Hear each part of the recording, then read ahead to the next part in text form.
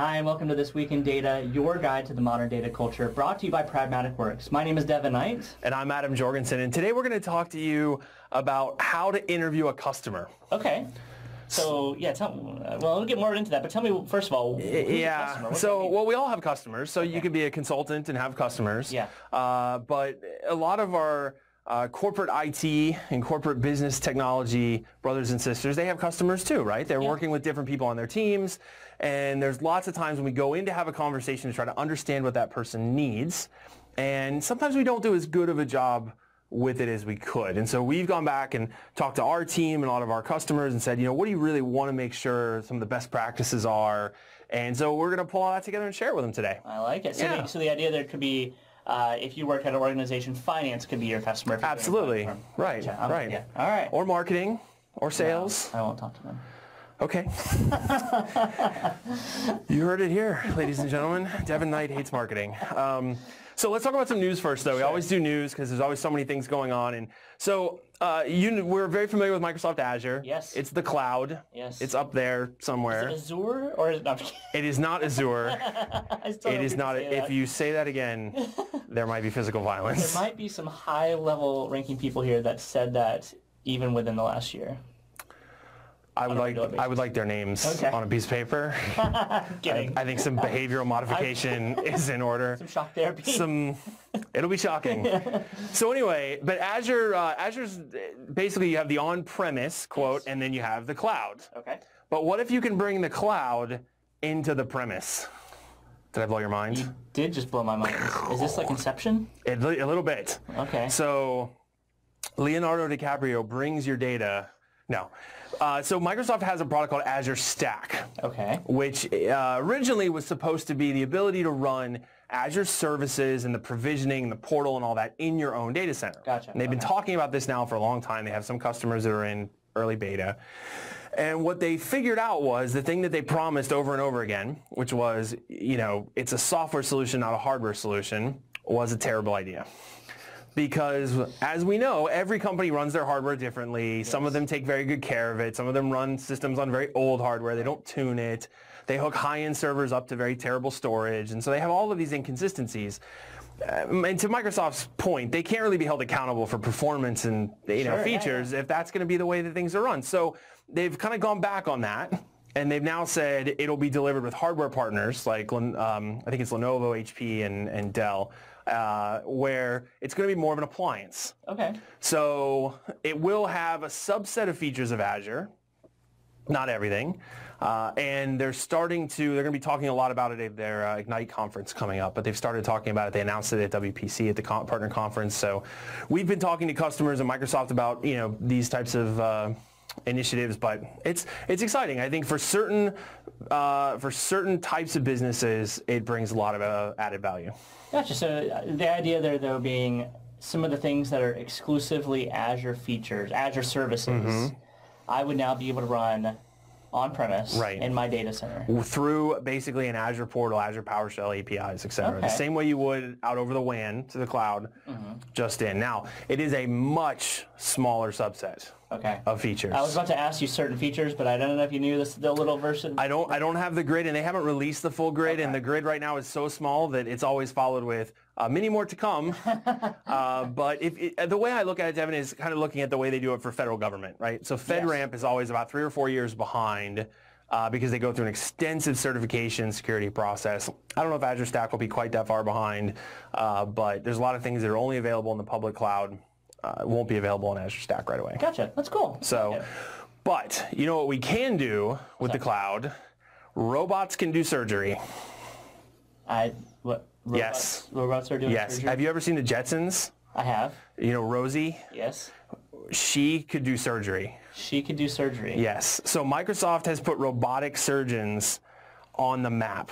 Interesting. Okay. So what they have done is they've worked with different organizations that use these surgery robots, and that seems weird to say, but they use these surgery robots, and they have used things like Azure Media Services and their content distribution networks, their CDN tools, to stream the videos and the content from those robots around the world for everything from training to live surgeries, to actually having people guide other surgeons via video from live feeds from these devices. So pretty cool things. I think there's some pretty crazy high-tech robot surgery stuff happening in a lot of these big healthcare institutions, and it's Microsoft is trying to help them democratize that across the world. So it's someone still controlling the robot, right? It's not like an AI component to it where it's actually doing it on its own, autonomous? Or? I don't think so. Okay. No, I believe somebody has their hand on the robot at all times.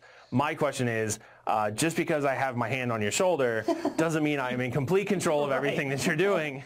I think it's interesting, though, because it might eventually get to that point. We use robots for creating cars, all sorts of things. Yeah, absolutely. Machinery, it's really heavily used, so I think, it makes sense that that's the future. We're getting to that kind of Star Wars. They're much more precise, right? So you can make a move, doctors, don't have to worry so much about, is their hand shaky? Do they have too many cups of coffee, before they're doing heart surgery and those kinds of things? The robot is going to be there.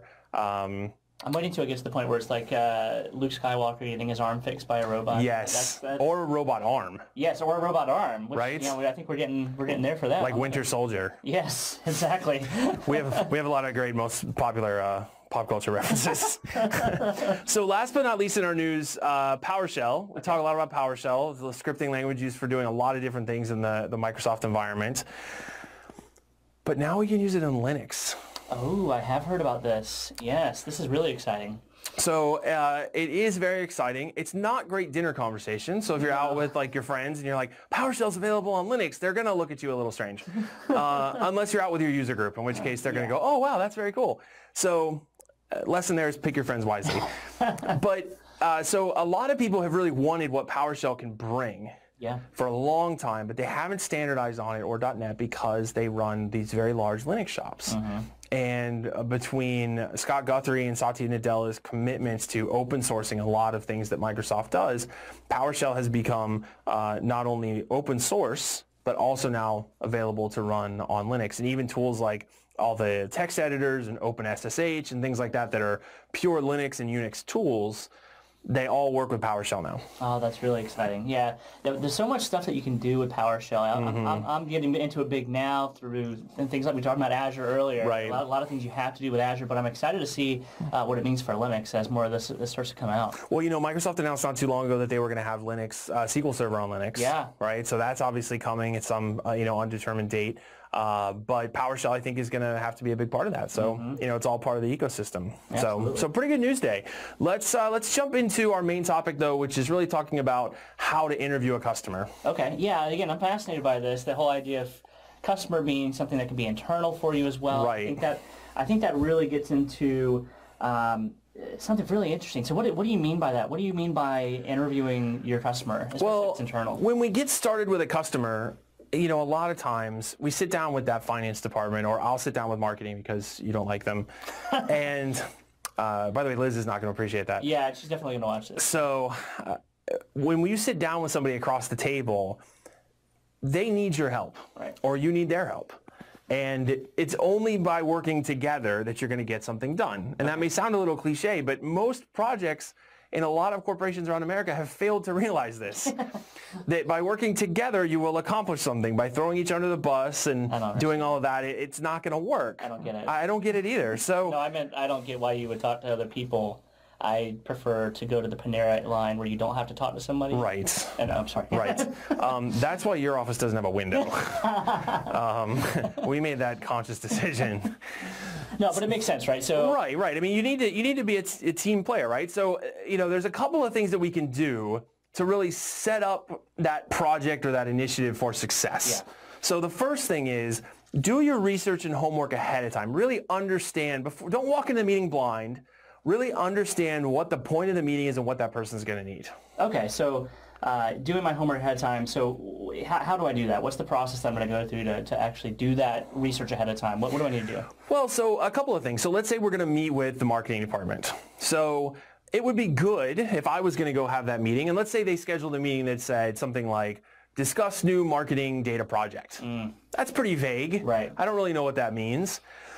But if I have an understanding of what marketing is trying to do and their all-up goals, right? Let's say I find out that they're trying to increase our analytics on our website, or they're trying to, dedupe a lot of our customer data, or they're trying to do something. I can get some knowledge of that ahead of time. I can actually just call the person that's going to be in the meeting and say, hey, listen, I'd really like to be prepared for our meeting. Can you give me just a 30-second overview of what you guys are trying to do and how it fits in with your goals? So, those are great for internal customers. For external customers, let's say you're a consultant, understand their industry, understand, what they're doing. Have they been in the news? Do they have different priorities? Do they just get acquired? If Wells Fargo called us today, after we just found out they spun up 1.8 million extra accounts for people, that's been all over the news, we would have some very specific advice for them, right? In terms of data governance and security and auditing and those kinds of things. So understand what they're trying to get to. If it's an internal customer, just make a phone call. Don't wait till the meeting. Don't go in blind. Be that collaborative person on the team. So would you actually have some questions ahead of time? I would assume you would be going into that meeting. You kind of gave me a couple examples, but what are some of the kind of questions I need to have ready and queued up going into that sort of meeting? So I always like to focus on, what's the business value of what we're trying to do? Yeah. So, how is it moving the needle for the department? How is it going to help the organization? What what end goals? What are their end goals? What do they define as success? Right? I mean, that's a huge one. Let's not just make a list of 1, 2, 3 tasks. Right. Let's paint the finish line and have everybody understand it. I think that's really important. Yeah, that definition of what a success is one of the big things for me, especially after you make the mistake of not defining that. You'll never know, did this actually go well? Am I done yet? Those sort of things are huge to having a successful project or work with a customer. Well, and there's a couple things there, Devin. So I may call the marketing manager before the meeting, and she will tell me what she thinks and her definition of success. Right. And then I get to the meeting and there's 4 other people from marketing in the room. We need to re-ask that question, especially if there's somebody more senior in the room, because we want to get them on the same page for what the definition of success really is. The other thing that really makes these successful is focusing on their goals, not yours. It's not all about you. First of all, we're again not sending you to this meeting. I have an immediate problem with that because you said not me. Right. All right. So how do I was clear about that. How do we do it? How do we then make sure that we are throughout the process focused on your customer's goal? So again, get them to define what success means, because they're going to define it in their terms. Right. They're not going to say, we want to get our list down to under 2 gigabytes of space and have the performance on the query come back in less than 10 seconds. That sounds like my kind of goal there. It does. This is good we're talking about this. They're going to say something like, we want to get rid of 90% of the duplicates in our email list. We want to reduce our unsubscribes by 25%, or et cetera. And so by understanding that goal, when you communicate with them, you can communicate back in terms over the project of, how's the unsubscribe rate looking? How's the duplicate percentage looking? Are we making the progress that we expected to make? Focus on their outcome. You know what you need to do to reduce duplicates in a process, right? We're going to look at the different stages, take the right steps, but focus on the way that they communicated about it and the way that the value is really presented to them. And if you do that, once that primary goal is achieved, you become an ally. You become somebody that they can trust. You built a relationship. You've built that relationship, and they're going to continue to want to work with you. And your value in the organization is going to continue to improve. Your credibility in the organization is going to continue to improve. And that's going to be a good thing for everybody. Yeah, I've seen when that's been done successfully, where you build that relationship, people can count on you. They don't necessarily micromanage every little thing you're doing because they trust you. And that's a problem that a lot of IT organizations have right now, is they've lost some of that trust with the business side, with their customer. Right. And hey, that can be gained back. You can gain those things back very easily with a few successes. Right. You gain it right back. And so that through some of these processes, like we talked about, this is one of those processes of interviewing the customer. Make sure you get things right to begin with. So the expectations are set right from the very get-go. So I hear what you're saying, but the third thing is listen to understand, not to respond. So I don't like that one either. Don't do what I just did, which was, I already know where you're going. I'm just going to interrupt you and tell you what I think. which I think a lot of us can be very bad about, doing, right? We gotta. I am too, right? We all are. I am too. Yeah. So we've got to listen to understand, make sure. So the number one way I can force myself to do this is I try very hard. I'm not always successful at this, but I try very hard to ask a clarifying question before I give any opinion. Yeah. And I don't always excel at that. So some of our team's probably watching this video going, no, no, maybe not. And if you guys catch me doing that anywhere, please remind me, because it is something I'm trying to get better at. But we want to listen to understand, again, focusing on their needs, right? Taking that to the next level. Right. And it's probably not a list of yes or no questions that you're asking. It's probably, like you said, more clarifying questions. Right. And again, your question shouldn't be a 45-second, 1-minute question. Right. It should be for clarification so that you get them to talk and you get more out of them. Right. And again, yeah, like I said, it's something I struggle with too, because I'll get a small picture of what they say they want, and I'm like, oh, I have all these ideas of how we're going to do it. And I've seen this before, and look how smart I am. Right. I'm the right person. Trust me. Right. So instead of, I'm a big fan of sort of show, don't tell, right? And by telling somebody all of these ideas and how smart we think we are, all we're really doing is pushing them away. Yeah. What we want to do is show that we understand where they're trying to go, and then show them that we can help them get there. And the way that we do that is by really working to understand what they're trying to do, and then taking the next step of saying, let's get some extra perspectives. That's our last big tip of the day. And then put some measurable steps in place that, again, are phrased around the way that they need to be able to interact with the process. Okay, so this kind of comes back in full circle of understanding it not just from our view, from IT's view, but understanding it from the business's view, getting their perspective, putting the business hat on for a second, and understanding, okay, what are their goals? What are they really trying to do? Right. Let me not verbal vomit all the things I want to do to make that happen right away. Right. But talk through how we can make sense and how we can, like you said earlier, make this a win. Right. How do we define this as a success? How do we make this as a win? So talk about that a little bit more. How do you go through that process of getting different perspectives? You may already have the IT perspective. Maybe if you're watching, you already have the business perspective.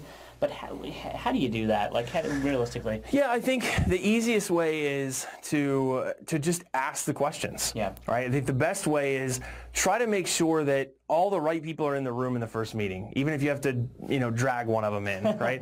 Most of the time, if you're talking to a customer in a customer type scenario, you're either going to be in one of two situations. You're internal, where you're talking to finance or marketing, so you're going to get that business perspective.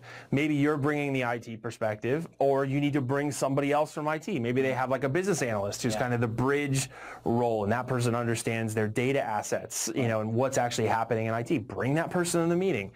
If they can't be in the meeting, then in the meeting say, Susie's our data analyst for finance, right? I'd really like to get her perspective on A, B, C, D, and actually call out the things that you're going to go talk to Susie about, and then recap all that with an email. And then if you need to, have another meeting, but we don't like to have 47 meetings if we don't have to, but keep the communication constant, transparent, and focused on their outcome. Yeah. And if you do that, you're going to be a lot more successful.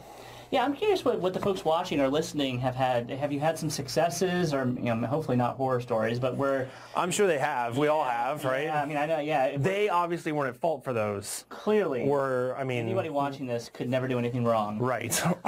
But what are some of those stories that either you had a successful interview with a customer or not a successful interview? Maybe you skipped that process altogether for some reason. And what was the impact of it? Yeah. What happened? And how did that impact that project? Negatively, positive? Hopefully it was positive, but usually it's not going to be. Right. Don't go through these steps. So, we'd love to hear from you about that. Now, what are some of the things that Pragmatic Works does around this? So typically when we get engaged with a customer, the first thing we like to start with is some type of strategy session. So either we go on site, or we go to a Microsoft office, or we go somewhere where we can get on a whiteboard and talk through their challenge. But we make a very concerted effort to really focus on that last point, especially where we get the business and the IT stakeholders, everybody who needs to make a decision to move forward together. because, we're there as that trusted advisor. The company trusted us to bring us in and, trust us with the challenge. Right. And so we want to make sure that we pull that together. So we offer architecture design sessions, strategy planning calls, time with our architects and our thought leaders to do anything from just brainstorming to actually designing out your process and figuring out what it'll take and how we can work together. So if you'd like some more information about that, go to pragmaticworks.com and send us a note, and we'll be happy to get in touch and let you know how that can help you. That's perfect. Yeah, we've seen those work very, very successfully with a lot of our companies. So we have great research internally on customers who start with that process, even if they feel like they already have their plan. Yeah. Because again, we're an extra perspective, and so what we bring to that perspective is the thousands of other customers that we've had over the years. And even if we just change one or two small things, a lot of times in the long run, that makes a big difference. And it can either, really affect their cost model or who's going to support it or how they're going to train their team. So investing a half a day or a day with our team is usually a very, very good investment for our customers. And like you said, even if it's just to review a plan you already have, that has been something we do quite often as well. Yeah. Well, we hope you guys enjoyed, again, This Week in Data, brought to you by Pragmatic Works. And we look forward to talking to you in our next episode. Thanks a lot. Yeah, thanks, everybody.